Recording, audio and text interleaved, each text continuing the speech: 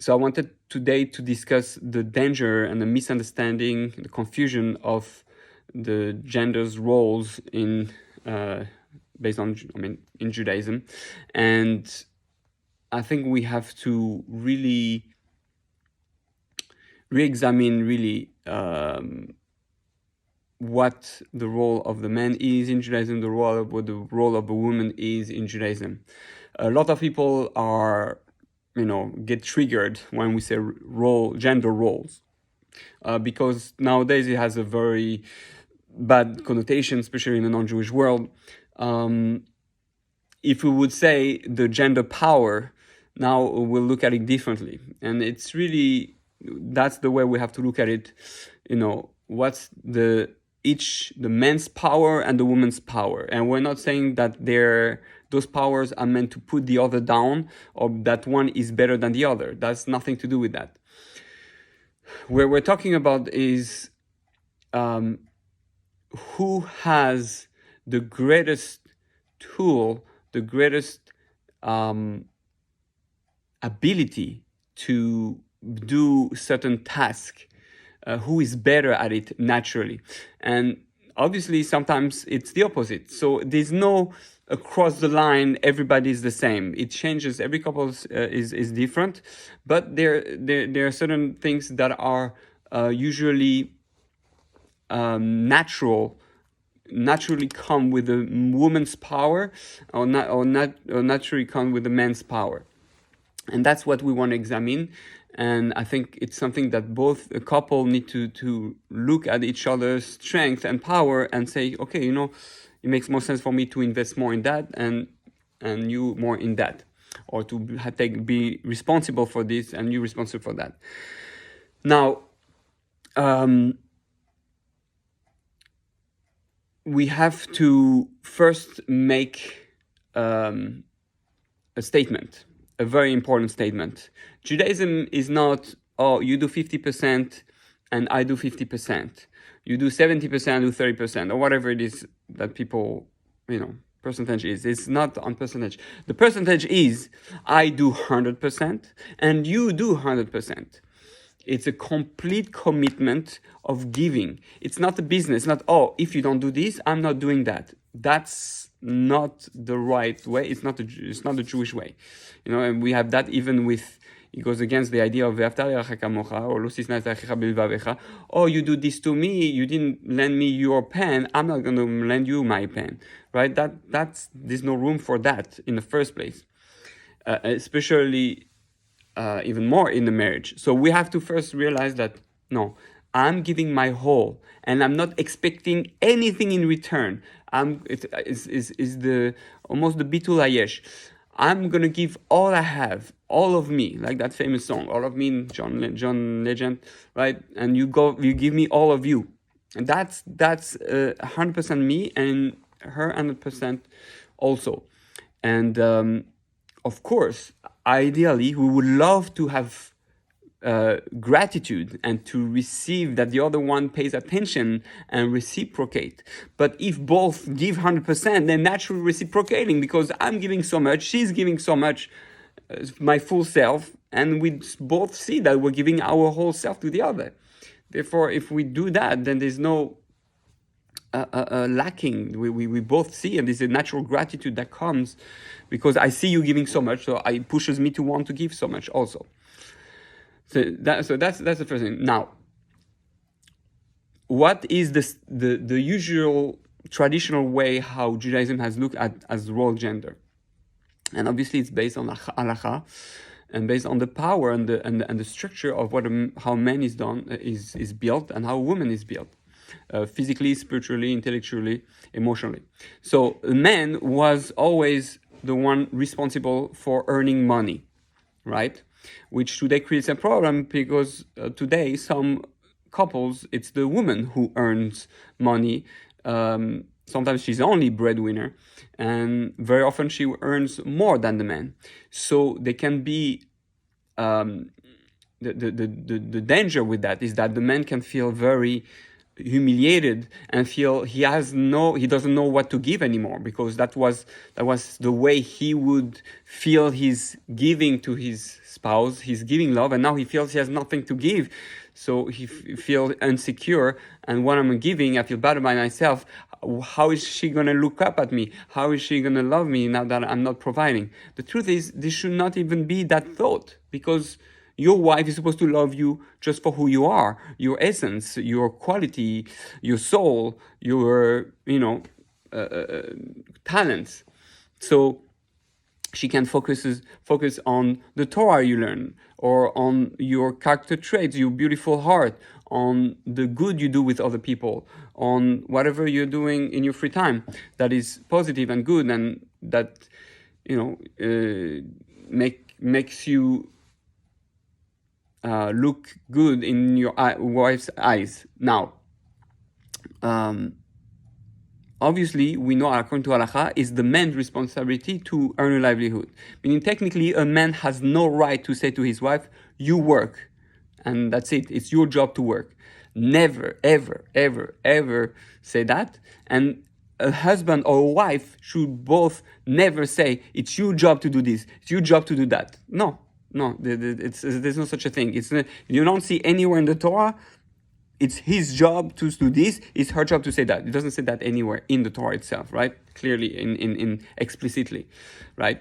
Now, the Gemara, where the halakha comes from, brings different aspect that is greater by men. So men is meaning more, where man is more responsible. More is more responsible for earning a livelihood. Why? Why is that so important? Why is that his job? Because that enables the woman to feel taken care of, and makes the man feel good about himself, that he's providing for his wife. In Kabbalah, the man is the giver. So how am I going to give to my wife? By providing for her, by working and bringing money home, and dressing her up, buying the food, giving her all she needs to build a Beis Hamikdash, to build a home.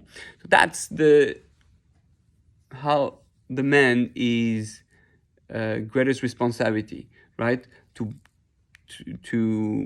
earn a living, and to provide food, to provide clothing, and to provide intimacy. That's the halakha, or the oraisa. Those three things are from the Torah: provide food, clothing, and intimacy for his wife.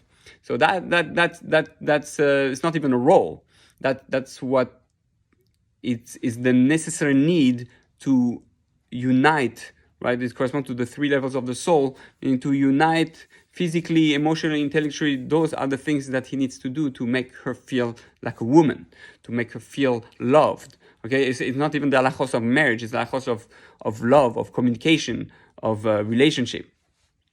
So usually, right, that's the man's role, and it's great. However, we have to remember that in many places in the world where Jews are and they're learning, there's a lot of men who are not working. They actually learn all day, and it's the woman who works, because those women who love Torah so much are ready to sacrifice their time, instead of being home and taking care of the kids, for the husband to learn Torah, because they value so much the Torah. So I shouldn't say they sacrifice their time, because they look at it positively. They're ready to give up certain things, to certain comfort and certain home duties for their husband to go work and learn Torah, which is remarkable. And for those who do that, kol hakavod, and it's beautiful. But the husband has to make sure that the wife feels that she's doing him a favor, and that he has to be very grateful, and that everything he learns is only thanks to his wife. So we have to be very, very aware of that, and let our wife know about it. Now, going more into I want to finish first with the man, then we'll go to the woman. So the man's job, besides earning a living, ideally, again, it's ideal, right? It's not black and white like we just saw. He has to make her feel loved and make her feel like a woman. That's really what his role is. And the woman's main role is to make him feel like a man and to feel loved. Okay, so the man mostly is able to make her feel loved when he shows he desires her, when he shows that he wants her, and he praise her for her beauty and for her inner beauty, and gives her compliments, and spend quality time with her. That should be really the gender role that we should think of, not so much the duties in the house or whatever else outside the house. So this what is most important in terms of men. In terms of the woman has to, ideally, the greatest power of the woman is that she knows naturally, in most cases, how to create a home, how to create a family, how to create the atmosphere, to make people feel comfortable. The woman protects the husband from the external mishugas, the external impurities, external thought, external things that are in the world, and she creates a Beis Hamikdash, she creates a home. She's the home, she's the barrier, she's the walls around the husband. That's why she's the one who goes in the chuppah around the husband. She's the protector of her family, the protector of the husband, the spiritual, emotional protector. The husband goes everywhere, so there's a lot of crazy klipot and forces that are negative and very physical, or very whatever it is that's out there. And when she comes back home, she's like the mezuzah of the home. She enables to create that atmosphere, that ananea kavod, around her husband and her kids.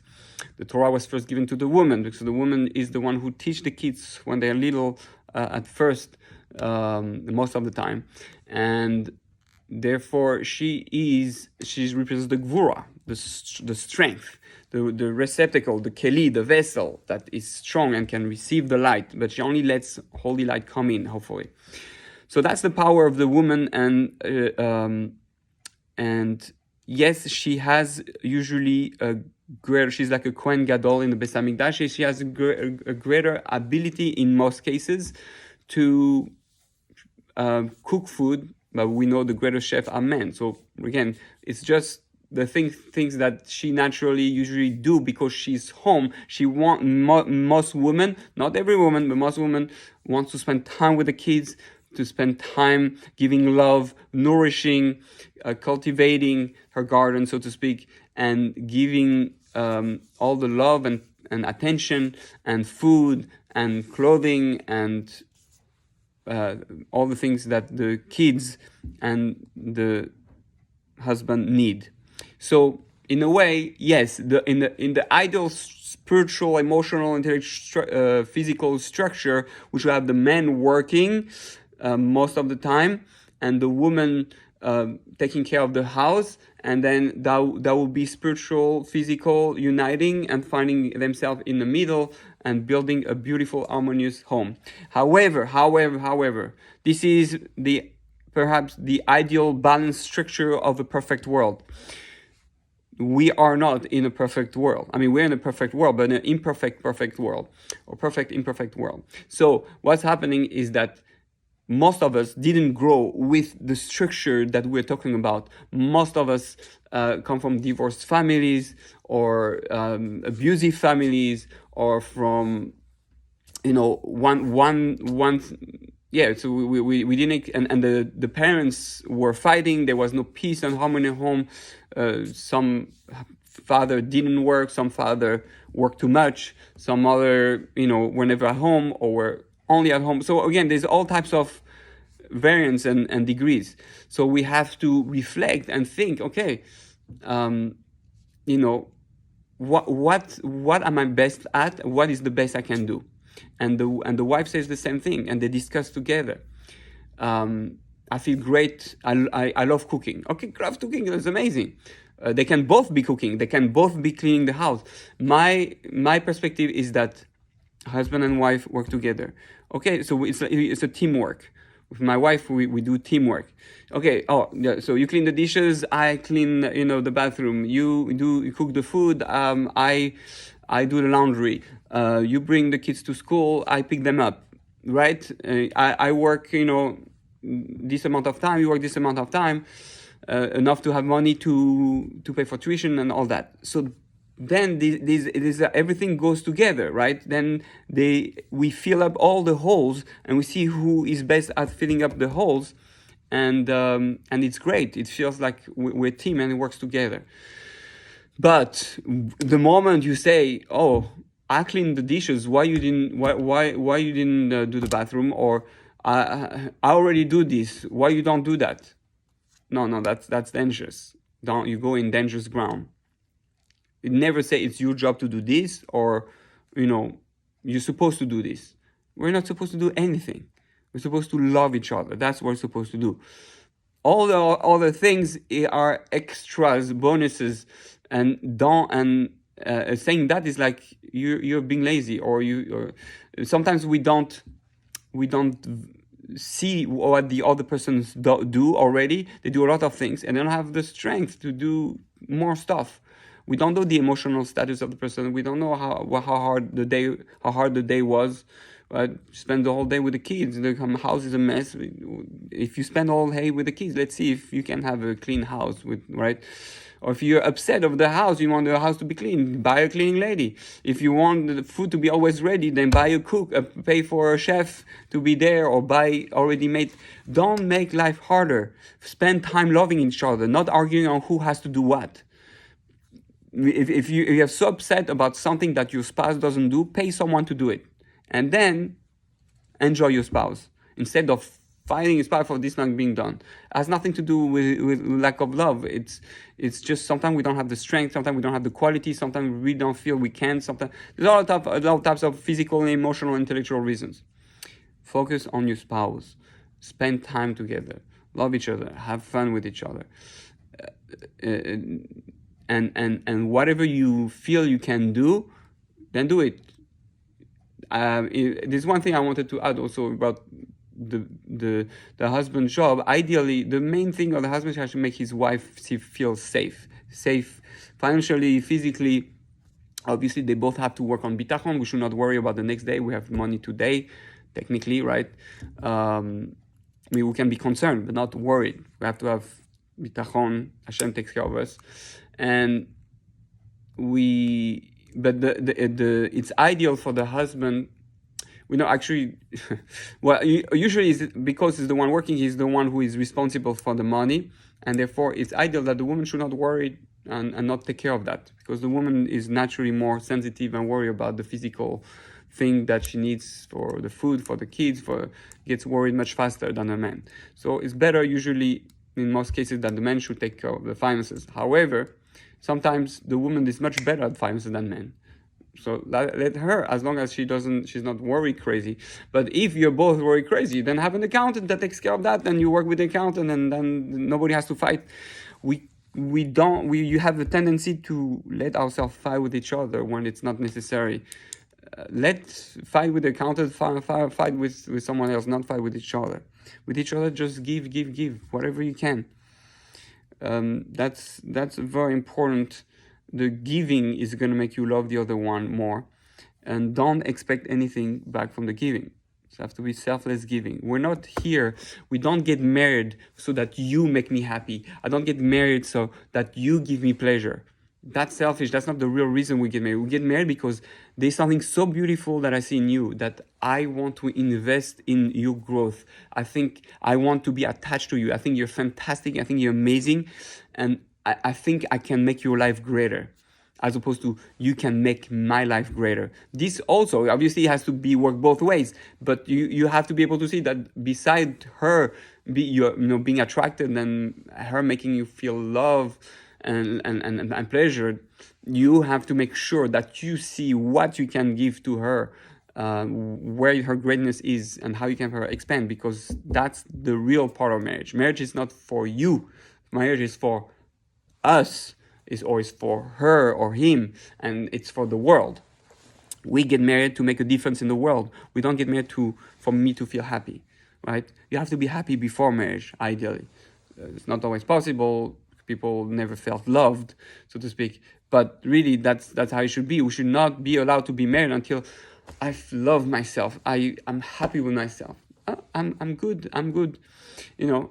However, there's a mitzvah to go out of ourselves, not focusing on ourselves, to be selfless. So you're given one person to give it you or give you all, and you choose a person that that has the same goal as you, and a person that is you see something beautiful about that person, and you decide to invest and make that person bloom, make that person become the best she can be by giving 100% of yourself, even if having nothing in return.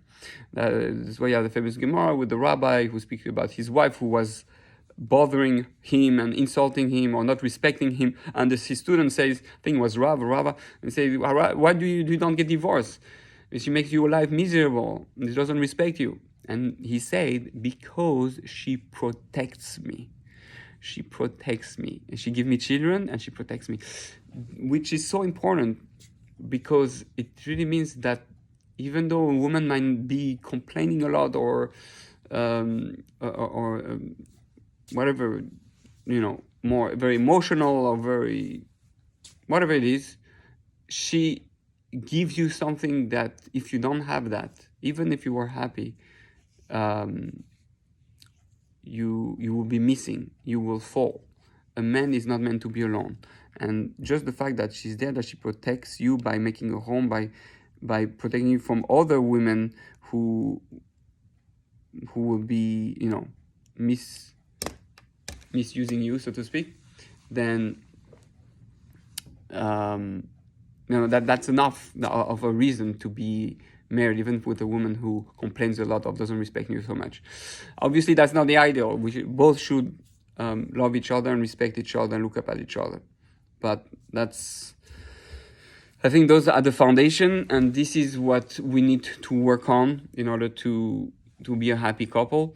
So I hope you take those words to heart and decide to give unconditionally, not start to point out mistake of the other, what the other didn't do, how much the other did, how much he didn't do, right? And you just give all of you, both of you, and something you reflect together. You know what? This week I give my 100% to you and to us. Really, it's to you, but it's to us. And she gives you 100% to you. Now, another thing with the man, last thing I don't want to forget, a man feels, I work so hard, how come you can't appreciate, what I'm doing? Yeah, she's supposed to appreciate, but remember, all the money you make is only because of her. Right, that's what it says in Tomer Dvorah. It says in many places, all the blessing, all the money, the fact that you found a job, the fact that you found a good job, the fact that you're able to work so many hours or whatever to get the money or whatever, is thanks to your wife. It's because she created a vessel that now can receive, and because of that, God gives you money so you can put money in that vessel, in that saving account, in that house, in that family. But if you were not with her, you wouldn't have had that of a good job, or whatever job you have, job in general. So remember that money is not yours. That money is both of yours. Couples should not hide money from each other. It belongs to both of them. It's not because I'm work for that, it's my money. I did this effort, it's my money. You know why you got that money? It's because of me, right? And it works both same, for whether it's the woman or man that works. You don't no competition. No, this is mine, this is mine.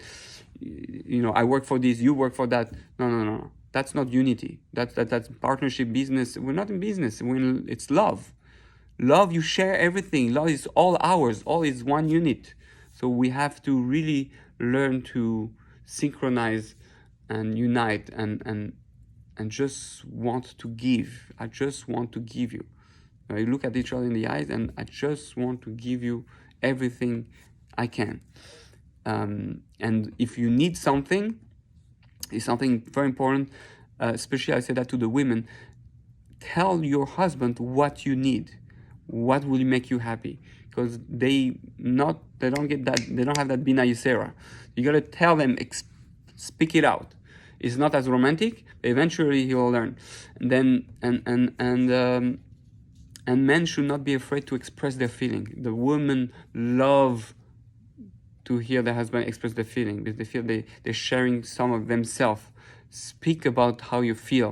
Speak about who you are, what you do during the day. They need communication. If you don't communicate, she's going to look for other people to communicate. If you don't communicate, the snake comes. That's what happened in Gan Eden. So don't do the same mistake. So that's it for today. I hope that was helpful, and may we all become lovers and not fighters, lovers and not competition, workers, business that are in competition. We have powers, we have greatness, and each one has to use what he thinks he's best at, and God willing, and not compare ourselves to anybody. This is the greatest mistake we make. Oh, see, are you seeing how they are? He works all the time. Oh, you see how she does? She works more than him, and he learns, right? So she lets him learn. No, wrong. No comparison. You cannot compare yourself. The more you compare to others, it's the beginning of the end. You're not like anyone. And even as an individual, we shouldn't compare ourselves to anyone, because we're unique and we have different circumstances, different parents, different way how we were raised up, different ways how we feel love, different ways, so different strength, different qualities, different talents and forces and powers. So don't compare yourself to anyone and to any couple, okay? Because that's not how it works. You can be inspired. You can use them as role models. Maybe we can aspire to that, but discuss it together. What you're best at, and sometimes just by giving, you do it naturally. Okay, what needs to be done today? 10 things. Okay, the bathroom, the cleaning, and the carpool, all of that. Let's do 5. Which one you feel you can do the best 5 you can do? What are the best 5 that I can do? And God willing, if you do that, then you will be a perfect love team. All right? So have an awesome marriage.